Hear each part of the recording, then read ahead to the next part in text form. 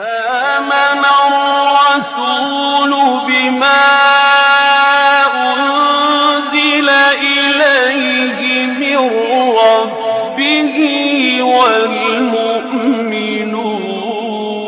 والمؤمنون كل آمن بالله وملائكته وكتبه ورسله لا نفرق بين أحد من رسله وقالوا سمعنا وأطعنا غفرانك ربنا وإليك المصير.